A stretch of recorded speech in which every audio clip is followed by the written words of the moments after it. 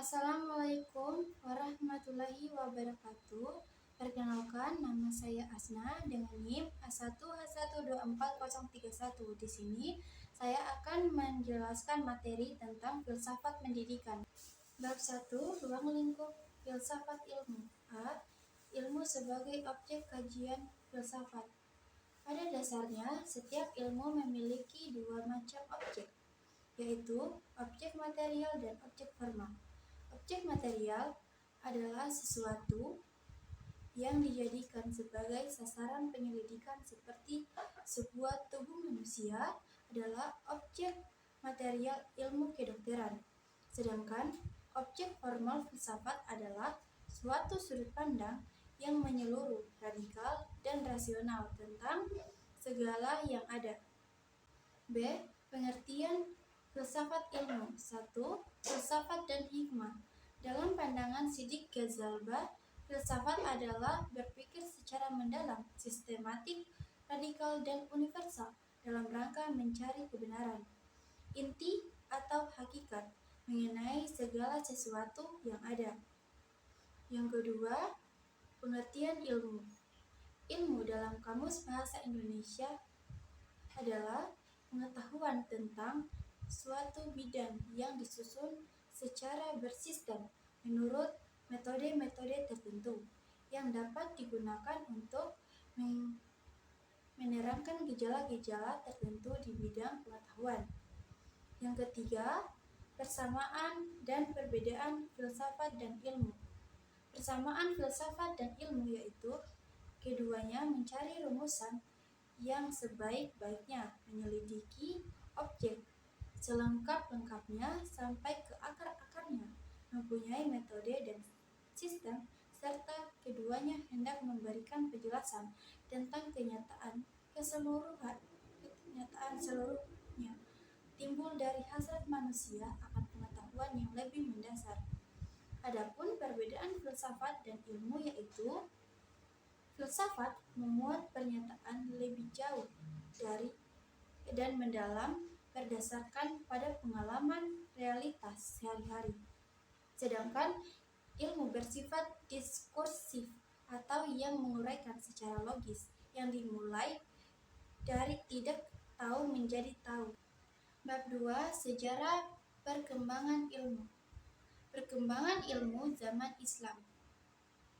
Pandangan Islam tentang pentingnya ilmu tumbuh bersamaan dengan munculnya Islam itu sendiri.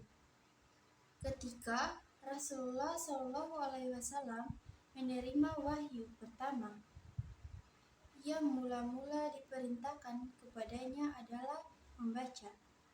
Wahyu pertama itu menghendaki umat Islam untuk senantiasa membaca dengan dilandasi Bismi Rabbik, dalam arti hasil bacaan itu nantinya dapat bermanfaat untuk manusia. Sejarah perkembangan Islam. Dalam Islam terdapat beberapa zaman seperti penyampaian ilmu dan filsafat Yunani ke dunia Islam. Kedua, perkembangan ilmu pada masa Islam klasik. Yang ketiga, perkembangan ilmu pada masa kerajaan Islam. Yang keempat, masa keruntuhan tradisi keilmuan dalam Islam. Bab 3, pengetahuan dan ukuran kebenaran. A. Definisi dan jenis pengetahuan. Menurut Dr. Ranus Siddiq Ghazalba, pengetahuan adalah apa yang diketahui atau hasil pekerjaan tahu. 1. Jenis pengetahuan. Pengetahuan yang dimiliki manusia ada 4, yaitu pertama, pengetahuan biasa, yakni pengetahuan yang dalam filsafat dikatakan dengan istilah common sense dan sering diartikan dengan good sense, karena seorang memiliki sesuatu di mana ia menerima secara baik. Kedua, pengetahuan ilmu, yaitu ilmu sebagai terjemahan dari sains. Yang ketiga, pengetahuan filsafat, yakni pengetahuan yang diperoleh dari pemikiran yang bersifat kontemplatif dan spekulatif. Keempat, pengetahuan agama, yakni pengetahuan yang hanya diperoleh dari Tuhan lewat para keputusannya. 2. Perbedaan pengetahuan dengan ilmu. Pengetahuan yaitu pemahaman yang dilakukan dengan cara persepsi, baik lewat indera maupun lewat akal. Sedangkan ilmu memperoleh sesuatu pengetahuan dan senantiasa lebih lengkap dan lebih cermat tentang alam di masa lampau. B. Hakikat dan sumber pengetahuan. 1. Hakikat pengetahuan. Ada dua teori untuk mengetahui hakikat pengetahuan, yaitu realisme dan idealisme. 2. Sumber pengetahuan. Dalam hal ini, ada beberapa pendapat tentang sumber pengetahuan, antara lain empirisme, rasionalisme, intuisi, dan wahyu. Bab 4. Dasar-dasar ilmu. A. Ontologi. Ontologi membahas tentang yang ada, yang tidak terkait oleh satu perwujudan tertentu. Di dalam pemahaman ontologi, dapat dikemukakan pandangan-pandangan pokok pemikiran sebagai berikut. Yang pertama, monoisme. Paham ini menganggap bahwa hakikat yang asal dari seluruh kenyataan itu hanyalah satu saja, tidak mungkin dua.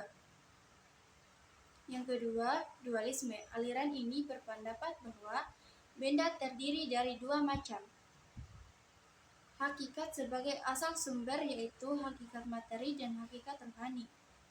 Yang ketiga, pluralisme. Pluralisme dikatakan sebagai paham yang menyatakan bahwa kenyataan alam ini tersusun dari banyak unsur, lebih dari satu atau dua entitas. 4. Nihilisme. Nihilisme berasal dari bahasa Latin yang berarti nothing atau tidak ada. 5. Agnotisme. Paham ini mengingkari kesanggupan manusia untuk mengetahui hakikat benda. B. Epistemologi. Epistemologi atau teori pengetahuan ialah cabang filsafat yang berurusan dengan hakikat dan lingkup pengetahuan, perandaian, dan dasar-dasar mengenai pengetahuan yang dimiliki. Epistemologi memiliki metode tersendiri. Dalam teori pengetahuan diantaranya adalah metode induktif, metode deduktif, metode positivisme, metode komplatif, dan metode dialektis. Bab 5. Sarana ilmiah. A. Bahasa. 1. Fungsi bahasa secara umum. Dapat dinyatakan bahwa fungsi bahasa adalah sebagai koordinator kegiatan-kegiatan masyarakat, penetapan pemikiran dan pengungkapan, penyampaian pikiran dan perasaan, penyampaian jiwa, pengurangan kegoncangan jiwa. 2. Bahasa sebagai sarana berpikir ilmiah. Untuk dapat berpikir ilmiah, seorang selayaknya menguasai kriteria maupun langkah-langkah dalam kegiatan ilmiah. 3. Bahasa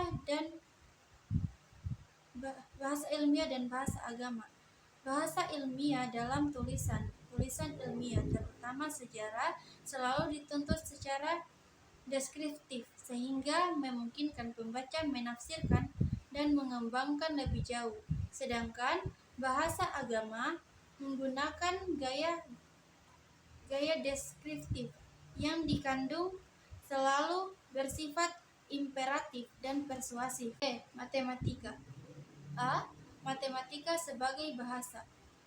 Matematika adalah bahasa yang melambangkan serangkaian makna dari serangkaian pernyataan yang ingin kita sampaikan.